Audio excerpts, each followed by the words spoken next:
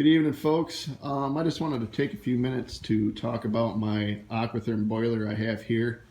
It was actually built partially into the side of my barn, but I am having it replaced next weekend with a CrownRoyal 7300E gasification unit.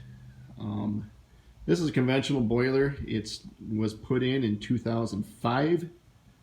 In that 13-14 years or whatever, this boiler's never had to have anything done to it. It's just ran religiously every winter. The only real reason I'm replacing it is this 275 is rated for 3,000 square feet. It's currently heating about 4,200 square feet. Now I will say that the temperatures are 20 degrees or warmer, I always get at least 10 hours burn time out of this boiler, no matter what. Now, as we experienced here in Michigan in the last few weeks, with the temps getting down into the low teens, single digits, negatives, that's when this boiler starts to struggle. So it's time for an upgrade. Some of the things I like about this boiler is that the combustion fan is actually in the back, not on the door, and it actually blows through the grates. So as you can see, it recovers heat fairly quickly when it's calling for heat.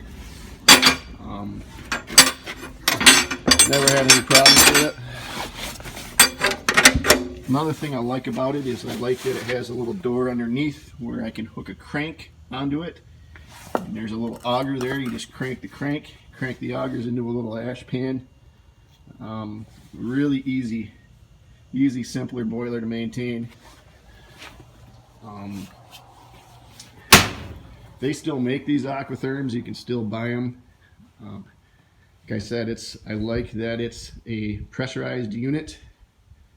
What that means is there's no oxygen in the water that's in it, so I don't have to treat the water.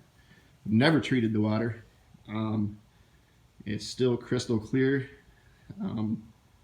I flush it out here and there, but you get very little sediment out of it. Been a great boiler. Just thought I would do a before and after video. I'll do another video if Dylan doesn't do one next weekend when that 7300E's in. But this is a good used boiler. I got no complaints about it. It's giving me really good service, and so I mean, anybody out there who's got a good boiler like this one here, who's thinking about just keeping it because it's paid for and it still works, with the new technology out there, I'd reconsider.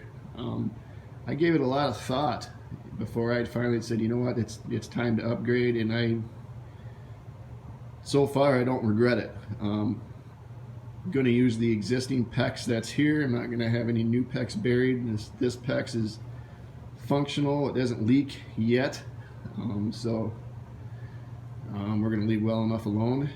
But really excited to get the new one installed and see what happens.